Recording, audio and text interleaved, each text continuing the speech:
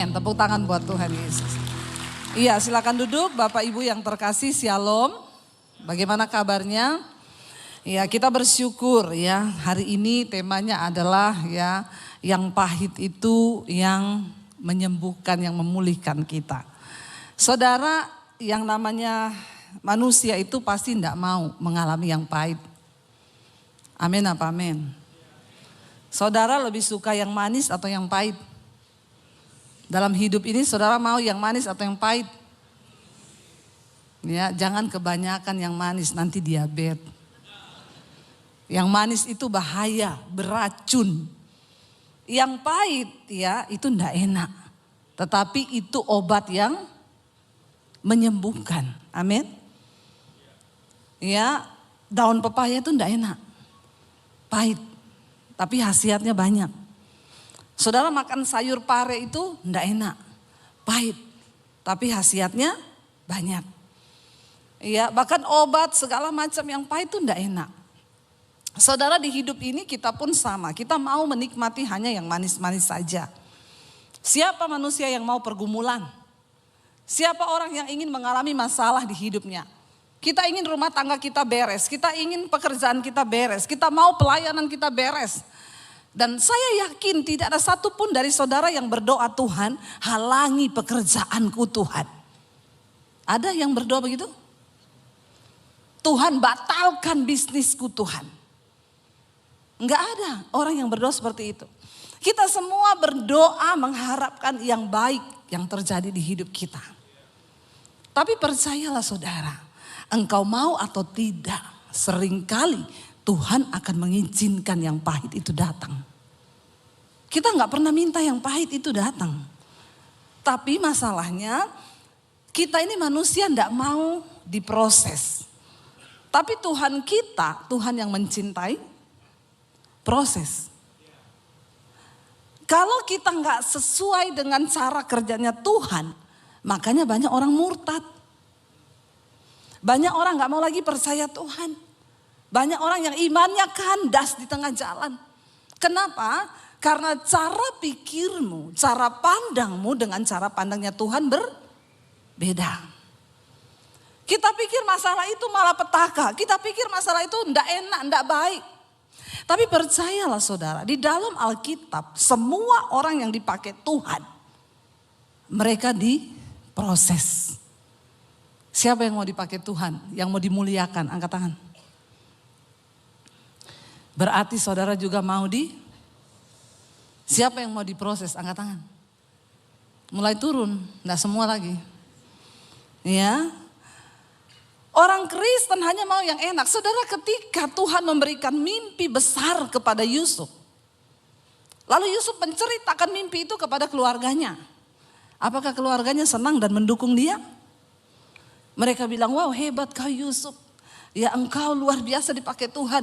Oh ya ayo kita sama-sama dukung mimpimu. Seperti itu? Enggak. Waktu Yusuf menceritakan mimpinya, pandangannya saudara-saudaranya ngomong apa? Sombong banget. Ya kan? Oh ya, kamu merasa lebih hebat dari kita.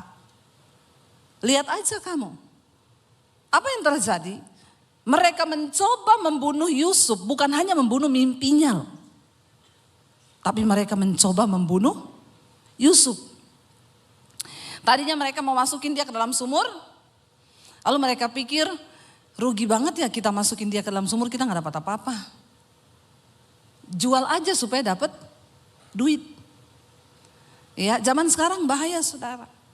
Seringkali demi keuntungan, orang tuh rela mencelakai teman, sahabat, bahkan saudara sendiri. Itu terjadi. Tapi kita lihat bahwa semua pun itu Tuhan izinkan.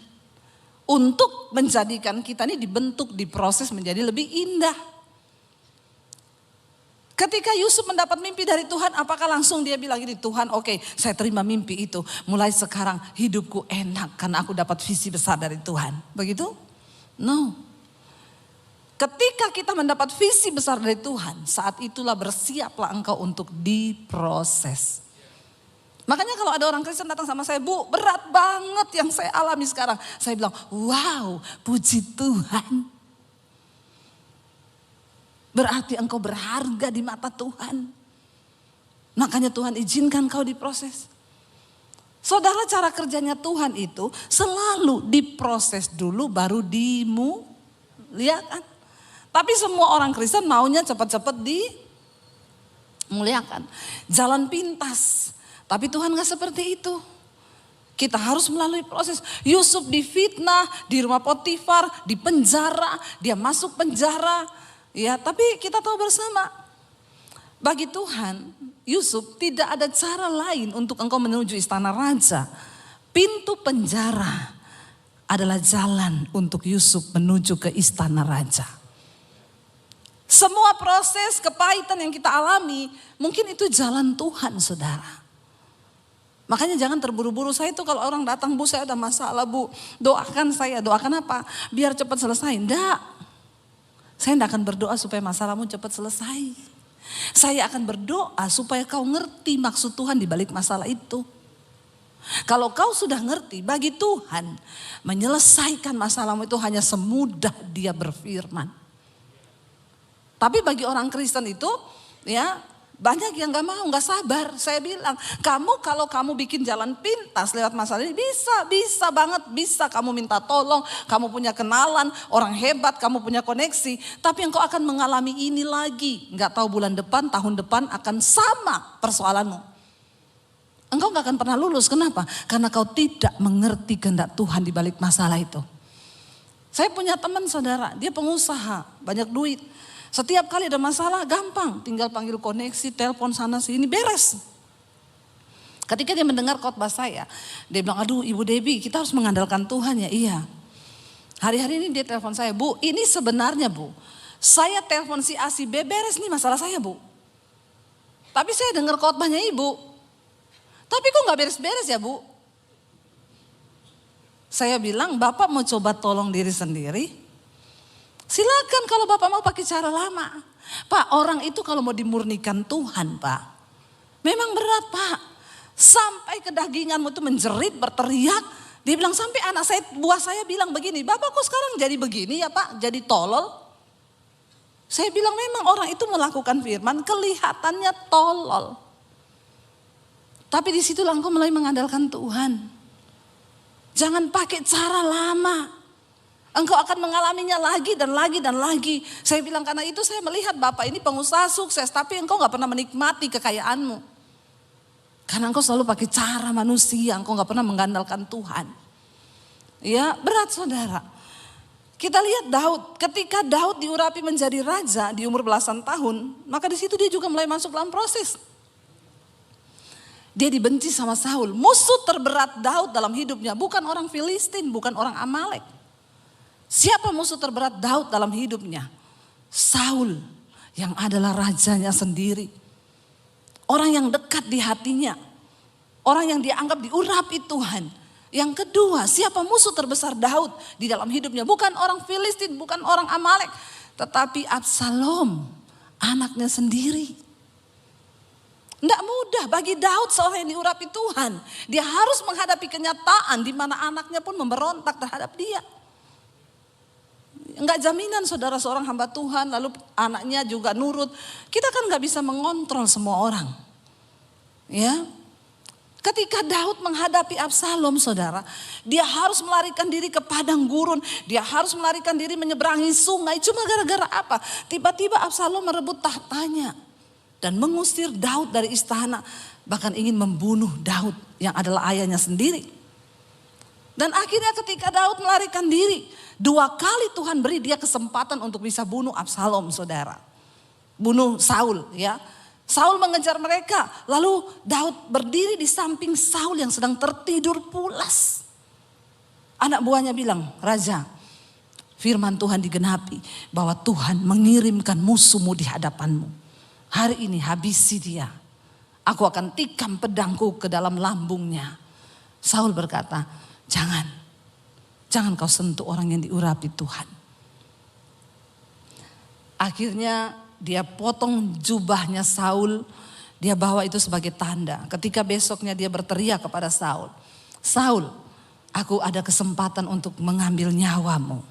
Ini ujung jubahmu. Tapi aku tidak menyentuhmu karena nyawamu berharga di mataku. Tapi Saul tidak kapok saudara. Dia terus mengejar Daud untuk membunuhnya. Enggak main-main penderitaan yang Daud alami. Sampai waktu yang kedua kali pun Saul tertidur. Daud berdiri di sampingnya. Anak buahnya berkata, Tuhan izinkan aku tusukkan tombakku ke lambungnya. 1 kali tusukan saja dia mati. Daud berkata, kalau memang Saul akan mati, maka dia akan mati karena dia menemukan ajalnya. Karena Tuhan yang mengambil nyawanya, tapi bukan tanganku yang mengambil nyawanya. Berat gak bagi Daud? Berat, dia mengalami kepahitan, dia lari meninggalkan semua kenyamanannya. Tapi ketika dia punya kesempatan untuk membunuh, dia seperti orang bodoh saudara. Gak bisa melakukan apa-apa karena ketaatan kepada Tuhan. Kalau hari itu, hari pertama kali mereka dapat membunuh Saul dan Daud menyuruh anak buahnya membunuh, kira-kira selesai nggak masalahnya? Selesai hari itu. Daud bisa langsung dilantik menjadi raja. Tapi Daud nggak melakukan itu. Sampai akhirnya Alkitab berkata akhirnya Saul berperang melawan orang Filistin. Sementara Daud ada di persembunyian. Pada akhirnya orang Filistin mengalahkan tentara bangsa Israel. Lalu Saul ketakutan dan dia melihat semuanya dibantai mati oleh orang Filistin. Lalu Saul berkata kepada anak buahnya, tikam aku dengan pedangku. Bunuh aku sebelum orang Filistin mengejarku.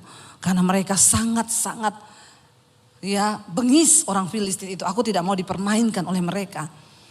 Tapi anak buahnya berkata tidak. Aku tidak akan pernah membunuh engkau tuanku raja. Dan apa yang Saul lakukan? Dia tancapkan pedangnya ke tanah. Dia jatuhkan tubuhnya di atas pedangnya sendiri. Saul mati bunuh diri. Tapi bukan Daud yang membunuhnya. Saudara, ketika Daud bebas dari Saul. Dia diangkat menjadi raja. Anaknya Absalom memberontak terhadap dia. Absalom mengejar Daud. Bayangkan saudara, musuh terbesar Daud bukan orang Filistin, bukan orang Amalek, tapi orang yang terdekat dengan dia. Dia lari saudara menyeberang sungai ke padang gurun. Daud melarikan diri dari kejaran anaknya. Dan ketika orang memaki-maki Daud, Daud cuma bilang, anak buahnya bilang, aku bantai orang itu ya raja. Kenapa dia memaki-maki engkau? Ketika Daud sedang dalam pelarian dikejar Absalom. Simei datang dan berkata, syukur kamu raja. Kamu kena tulah dari Tuhan. Dasar engkau seorang dursila. Engkau berhutang darah.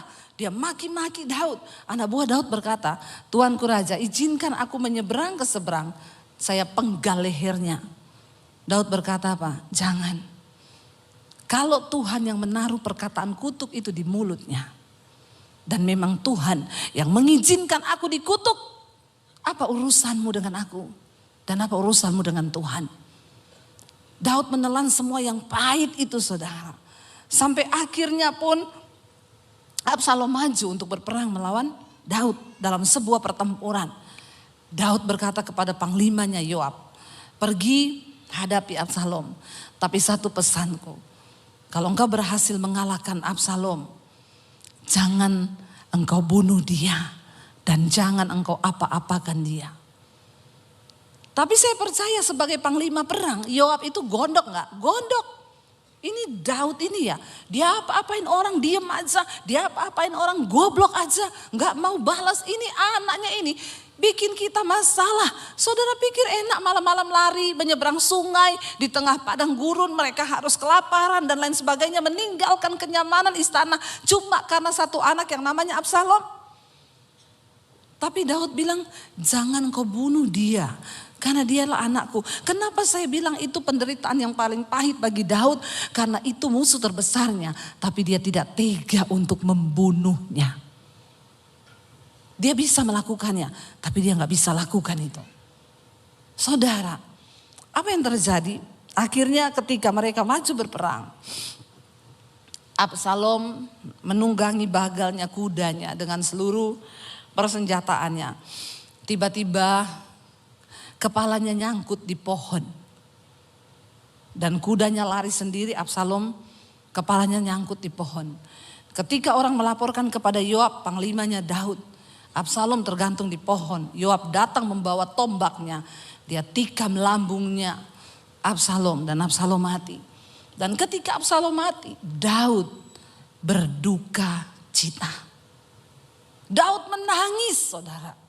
Ya, seharusnya itu menjadi sorak-sorai. Sebuah kemenangan ketika mereka pulang berperang. Orang kalau pulang perang kan bersorak-sorai kan. Tapi ketika itu mereka masuk ke Israel. Itu seperti orang yang kalah perang. Karena mereka tahu Daud berduka cita atas kemenangannya, kematian anaknya sendiri. Kemenangan berubah menjadi kesedihan. Saudara bisa bayangkan apa yang Daud alami. Saudara, pemazmur berkata begini. Mari kita buka Mazmur 73 ayat yang ke-21. Mazmur 73 ayat yang ke-21 firman Tuhan berkata begini. Kita baca bersama Mazmur 73 ya, ayat yang ke-21. Ketika hatiku pahit, ketika hatiku merasa pahit dan buah pinggangku menusuk-nusuk rasanya. Aku dungu dan tidak mengerti seperti hewan aku di dekatmu. Waktu orang itu pahit, sakit hati, mengalami tekanan, maka itu pasti akan berimbas kepada fisiknya. Itu pasti saudara. Kalau saudara banyak masalah, ya pasti saudara mulai sakit tulang, ya itu pasti. Karena makanya Alkitab berkata hati yang gembira itu obat yang manjur. Ya 70% penyakit fisik itu datang dari jiwa, dari hati, ya. Maka dikatakan ketika hatiku merasa pahit, buah pinggangku menusuk-nusuk rasanya. Sakit pinggang itu biasanya karena sakit hati. Nggak usah angkat tangan. Yang sering sakit pinggang di sini, coba periksa hatimu. Ya, mungkin engkau ada kekecewaan di sana. Lepaskan pengampunan. Aku dungu dan tidak mengerti seperti hewan aku di dekatmu. Ketika kita mengalami sesuatu yang berat di hidup ini, kadang-kadang kita ini udah nggak ngerti, bahkan mau ngapain lagi kita udah nggak tahu mau ngapain. Aku ini dungu, bodoh seperti hewan, sudah nggak bisa mikir. Saudara, saya tadi baru teleponan dengan seorang ibu, luar biasa. Ibu ini mengalami kepahitan yang bukan kepahitan yang dibuat manusia. Jadi beberapa waktu yang lalu saya pelayanan di satu kota. Dia suruh saya doakan anaknya yang menikah sudah beberapa tahun tapi belum punya anak. Jadi saya panggil anak itu, saya doakan, saya tumpang tangan perutnya. Puji Tuhan, setelah saya pulang sebulan kemudian anak itu hamil. Ya, seneng. Keluarganya seneng, anaknya hamil. Ya, sebulan yang lalu dia melahirkan, saudara. Semua seneng, ya, mamanya seneng dapat cucu. Tiba-tiba ketika anaknya baru berumur 1 bulan, Kamis kemarin, anak ini meninggal. Tapi bukan bayinya, tapi mamahnya. Jadi anak dari ibu ini. Saudara bisa bayangkan, sebuah kebahagiaan tiba-tiba berubah menjadi sebuah hal yang pahit. Inilah hidup, ini hidup. Ikut Tuhan itu tidak selalu yang manis. Kita harus mempersenjatai diri kita bahwa ikut Tuhan itu bukan cuma yang enak-enak. Saya selalu berkata saudara kepada anak Tuhan, engkau ikut Tuhan bukan supaya engkau tidak mengalami masalah di hidupmu. Kenapa engkau harus dekat dengan Tuhan? Karena ketika engkau mengalami masalah, engkau akan beroleh kekuatan sebab engkau dekat dengan Tuhan. Jangan kau kecewa, banyak orang datang, Bu kenapa Tuhan, Bu kenapa Bu, saya sudah sungguh-sungguh ikut Tuhan, saya sudah begini. Saya bilang kau itu dekat Tuhan, bukan supaya hidupmu gak ada masalah. Dunia ini tempatnya masalah. Kalau saudara gak mau hadapi masalah, silakan pergi dari dunia. Iya apa ya? Makanya kalau orang datang, Bu Debbie, saya itu banyak masalah di hidup saya, kenapa gak pernah selesai? Ibu sudah capek hidup? Ngomong, Bu, nanti saya doakan. Karena hanya di dunia orang mati tidak ada masalah. Selama kita hidup pasti ada masalah. Tapi jangan cari-cari masalah buat lo. Jangan cari masalah. Karena hidup ini kita lurus-lurus aja banyak masalah. Kemalangan orang benar itu banyak. Orang benar loh, kemalangannya banyak saudara. Makanya jangan suka menghakimi juga kalau ada orang dalam masalah itu ada dosa itu pasti ada gini. Enggak, sering kali Tuhan izinkan yang pahit. Saya ingat dulu kami satu keluarga tabrakan saudara. Mau pelayanan ke Anyer, di mobil kita nyanyi lagu rohani loh. Ku diberi kuasa dari Raja Mulia. Suami saya nyetir, anak saya 3 di belakang, saya di depan. Saya pakai suara 1, suami suara 2, bagi suara kita di mobil. Kurang apa? Mau pergi kita berdoa loh, Tuhan sertai perjalanan kami. Segala roh maut kecelakaan kami patahkan, hancurkan dalam nama Yesus. Pas kita mau exit tol di Cilegon itu udah mau keluar. Suami saya bangunin saya, Say, siapin uang tol, waktu itu belum pakai kartu. Saya lagi ambil di tas begini, saya tidur. Anak-anak semua tidur di belakang. Saya lagi ambil duit begini, tiba-tiba saya dengar suami saya bilang, Tuhan Yesus tolong. Saya ini baru mau tanya, maksudnya Tuhan Yesus tolong kenapa? Tiba-tiba saudara, saya merasakan benturan yang keras sekali di mobil kami. Mobil kami terlempar, terbalik ke sebelah. Dan itu makanya makanya kenapa kita ini harus selalu hidup kudus saudara. Kematian itu hanya berjarak 1 detik dari hidup kita. Ngeri, kita tuh kalau mati begitu saudara, kita ini udah gak sempat bertobat. Waktu mobil ternyata ada bus dari belakang kami, busnya namanya laju prima, lajunya bener-bener prima. Kami ini mobil posisi berhenti di jalan tol. Memang jalan tolnya itu menurun dan berbelok begini. Posisi mobil kami itu berhenti mau bayar tol. Dia tanpa rem melaju dari atas dengan kecepatan yang sangat tinggi. Nggak sempat ngerem. Jadi suami saya itu banting setir ke kanan. Di depan kami masih ada 3 mobil. Dia hantam mobil kami pas di pojokannya. Mobil kami terlempar terbalik ke sebelah. Lalu dia menghantam lagi 2 mobil, tapi yang paling keras itu di mobil kami karena mobil kami yang kena pertama. Saudara, waktu mobil itu terlempar terbalik-balik begitu, saya itu udah gak sadar. Itu kita kalau bikin dosa, lalu mengalami kayak begitu, saudara gak akan sempat ngomong Tuhan ampuni saya selingkuh, Tuhan ampuni saya kepahitan, Tuhan ampuni Tuhan. Gak akan sempet. Saudara, dalam kecepatan sekian detik saya hilang, udah hilang, gak ingat apa-apa. Cuma syok, kaget, apa ini udah gak sempat berpikir, tiba-tiba saya buka mata, mobil sudah terbalik, saya kepala di bawah. Airbagnya keluar, asap semua, saya panik saudara. Anak saya semua bangun, Mam kenapa ini Mam? Kiamat Mam, kiamat. Dia pikir kiamat, meteor jatuh. Saudara, bener. Ya saudara bisa tertawa dengan kisah saya, tapi cukup saya yang mengalami saja. Saya bilang sama Tuhan, Tuhan jangan gini juga keles. Saya tahu saya sering khotbah, tapi jangan terus-terusan izinkan saya yang mengalami Tuhan. Ya cukup saya yang ngalami, saya bisa cerita sama saudara. Makanya memang pengkhotbah itu harus dia ngalami duluan. Amin. Seminggu sebelumnya rumah saya kemasukan maling. Itu kejadian saudara tahu, hari-hari itu. Saya ini tiba-tiba sama Tuhan disuruh baca kitab Ayub. Tapi saya nanti aja. Akhirnya minggu itu kami kerampokan rumah kami. Semua barang yang berbau elektronik itu Apple semua hilang. Jadi kita total hampir 100 juta itu hilang. Dan gak enak banget saudara, kayaknya saya mau bersaksi itu ya enggak enak gitu loh. Kadang kan kita lebih enak tuh kalau bersaksi saudara, rumah saya dimasukin maling. Lalu saya bangun pagi-pagi, tidak ada barang yang hilang dan malingnya tergantung di pagar. Kalau saya bersaksi itu kan saudara tepuk tangan toh.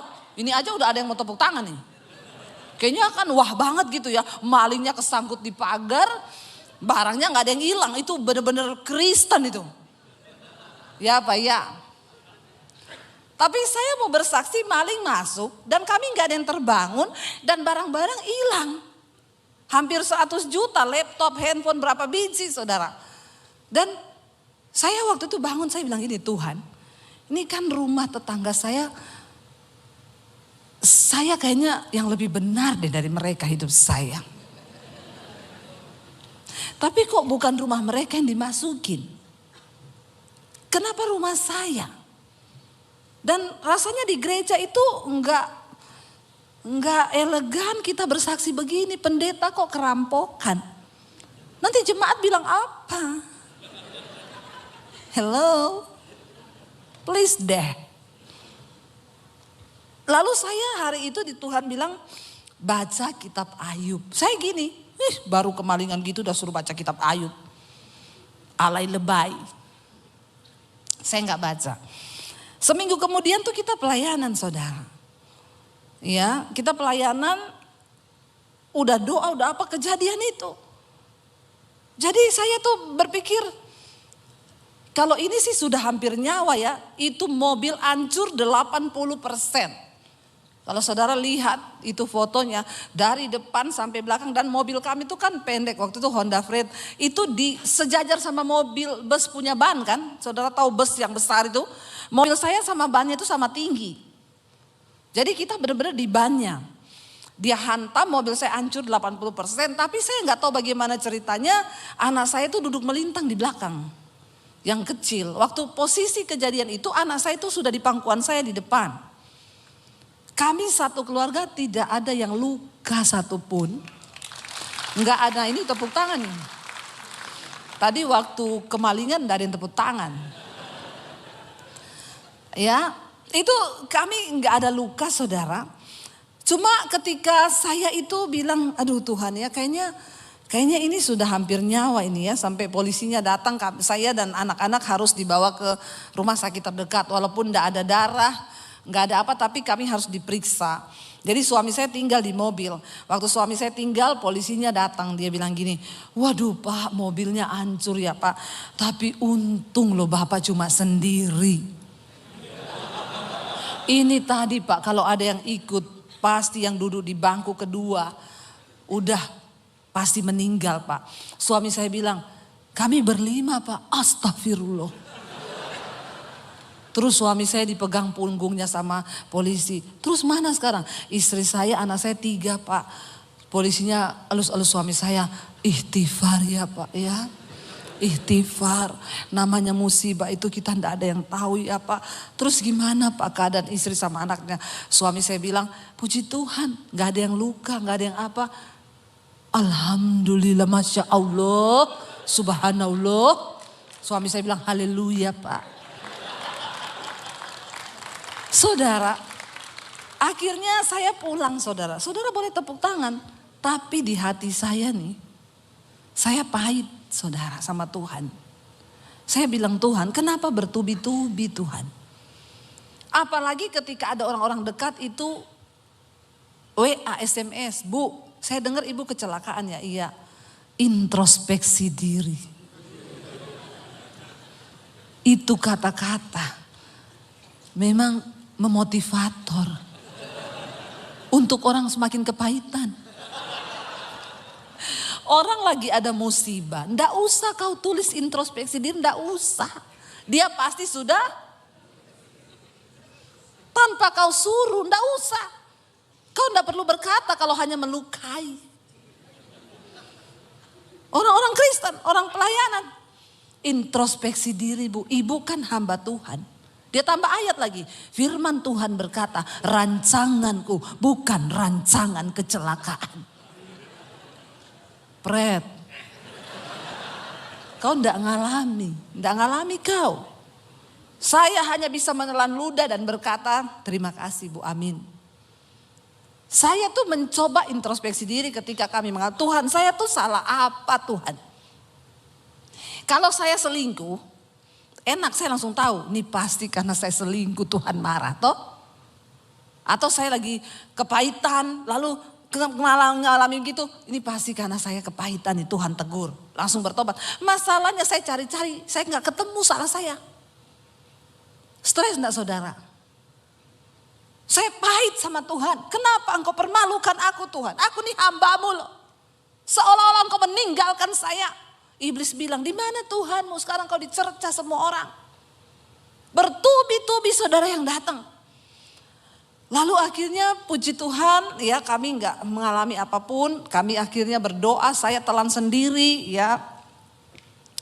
Ketika kami mengalami itu juga banyak yang menjauh, dipikir kita ini orang kena kutuk. Bertubi-tubi. Lalu puji Tuhan ya setelah beberapa waktu Tuhan gantiin mobil kita dari yang Honda Freed dikasih Innova yang terbaru saat itu.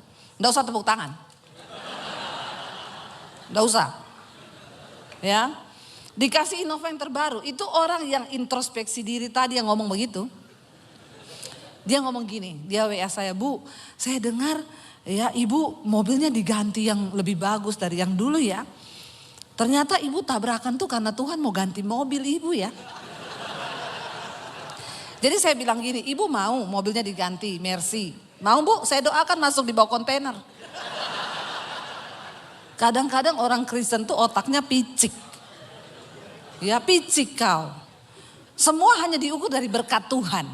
Semua hanya diukur dari sesuatu yang manis. Ada begitu banyak hal yang saya dapatkan saudara. Waktu saya baca kitab Ayub itu. Akhirnya saya baca itu Ayub. Saya baru tahu Tuhan apa yang saya alami ini gak ada apa-apanya dengan apa yang Ayub alami. Saya nangis waktu itu sama Tuhan. Dan saya harus merasakan itu semua. Saudara tadi pemazmur itu berkata, dia bilang begini, aku ini dungu seperti hewan aku di dekatmu. Tetapi ayat 23 berkata, kita baca bersama apa ayat 23 bilang. Tetapi aku tetap di dekatmu, engkau memegang tangan kananku. Ayat 24 berkata, dan nasihatmu, engkau menuntun aku dengan nasihatmu, engkau menuntun aku. Dan kemudian engkau mengangkat aku ke dalam kemuliaan. Walaupun pahit hari ini engkau alami, pastikan engkau tetap berada dekat dengan Tuhan. Sekalipun kau gak ngerti, aku dungu Tuhan, aku gak ngerti. Saya tadi teleponan dengan ibu yang anaknya itu meninggal. Dia nangis, saya bilang, Ibu saya turut bersimpati. Tapi Bu jangan pernah berkata Tuhan tidak baik. Dia bilang, iya Bu Debbie, saya gak menyadari, saya gak nyangka terjadi seperti ini. Ibu Tuhan baik. Iya Bu, Tuhan baik Bu. Saya banyak introspeksi diri saya Bu. Saya harus lagi lebih mendekat kepada Tuhan. Banyak hal yang saya bertobat dalam hidup ini. Wow. Puji Tuhan. Itu yang membuat hati saya senang karena dia gak jauh. Tidak lari menjauh. Saudara mari kita lihat bersama. Kita cepat saja Yesaya 38. Ketika Hizkia divonis mati sama Tuhan, dia sakit. Dia berkata begini saudara, Yesaya 38 ayat 15. Apakah yang akan kukatakan dan kuucapkan kepada Tuhan? Bukankah dia yang telah melakukannya? Aku sama sekali tidak dapat tidur karena pahit pedihnya perasaanku. Orang itu kalau pahit pedih memang susah tidur saudara. Iya enggak? Saudara ngalami enggak yang susah-susah tidur hari-hari ini? Banyak pikiran. Ya, banyak pergumulan memang tidak bisa dipungkiri. Apalagi divonis mati. Ya, kita sakit kepala aja nggak bisa tidur. Aduh, jangan-jangan ini saya ada tumor di kepala. Aduh, jangan-jangan ini udah nggak bisa tidur tuh. Ya, itu pasti pahit pedih perasaanku. Aku nggak bisa tidur dia bilang. Lalu ayat yang ke-16, ya Tuhan. Tapi dia bilang apa yang bisa kukatakan? Karena semua Tuhan yang melakukannya. Tapi ayat 16 dia bilang, ya Tuhan karena inilah hatiku mengharapkan Engkau. Tenangkanlah rohku. Buatlah aku sehat. Buatlah aku sembuh. Minta kepada Tuhan supaya dia tenangkan rohmu. Sepahit apapun keadaan yang bergejolak di luar engkau. Kalau di dalammu itu tenang. Maka engkau tidak akan terpengaruh dengan apa yang ada di luar. Dan ayat 17 di sana bagus dia tulis, kita baca bersama 1, 2, 3. Sesungguhnya penderitaan yang pahit menjadi keselamatan bagiku. Engkaulah yang mencegah jiwaku dari lubang kebinasaan. Sebab engkau telah melemparkan segala dosaku jauh dari hadapanmu. Ternyata penderitaan yang pahit itu dapat apa? Menyelamatkan jiwa kita. Makanya jangan selalu benci kepada proses yang Tuhan kerjakan. Banyak orang yang akhirnya sekarang berkata gini, saya bersyukur Bu, untung saya diproses. Kalau nggak diproses, maka saya tidak akan melihat kemuliaan Tuhan. Kalau saya nggak diproses, saya tidak pernah tahu rencana Tuhan. Saudara, di hidup ini kita akan mengalami banyak hal yang bahkan kita enggak terbayang. Siapa yang terbayang saudara? Ibu tadi lagi seneng punya cucu. Baru lahir. 1 bulan cucunya anaknya meninggal. Siapa yang tahu itu akan terjadi? Tapi inilah hidup. Saudara mau atau tidak. Seringkali yang pahit itu Tuhan izinkan. Tapi kenapa kita harus selalu dekat dengan Tuhan? Bukan supaya kita tidak mengalami yang pahit. Supaya kita beroleh kekuatan ketika Tuhan izinkan proses itu datang. Mari kita bangkit berdiri bersama. Kita mau bilang sama Tuhan, Tuhan seringkali jalan hidup ini tidak terselami. Tapi kami butuh penyertaan Tuhan dalam hidup ini. Supaya yang pahit itu di dalam penyertaan Tuhan menjadi sesuatu yang menyembuhkan jiwa kami. Tolong kami tetap taat Tuhan di dalam segala perkara. Kita mau bilang di hadapan Tuhan, penyertaan-Mu sempurna Tuhan. Mari tutup mata dalam hadirat Tuhan. Mungkin hari ini engkau sedang mengalami sesuatu yang bahkan engkau tidak mengerti. Mungkin engkau berkata, Tuhan, engkau tahu perasaanku hari ini, betapa bergejolak. Pahit hidupku Tuhan. Saudara, yang pahit itu dapat menyelamatkan jiwamu. Tanya pada Tuhan hari ini, apa maksud-Mu Tuhan di balik setiap proses yang kami alami? Apa rencana-Mu Tuhan di balik semua penderitaan ini? Ajar kami untuk mengerti kehendak Tuhan. Ajar kami, karena kami tahu di setiap proses dan masalah di hidup kami, Tuhan sedang turut bekerja mendatangkan kebaikan atas hidup kami. Agar kami dapat menggenapi semua rencana Tuhan atas hidup kami. Kami bawa hidup kami hari ini Tuhan. Kami mohon penyertaan Tuhan di dalam setiap keadaan di hidup kami. Mari buka hati dan tanganmu di hadapan Tuhan Bapak Ibu. Diberkatilah engkau dalam hidupmu, diberkati rumah tanggamu, diberkati pekerjaanmu, diberkati kesehatanmu, diberkati keuanganmu. Dan engkau akan menjadi berkat bagi banyak orang.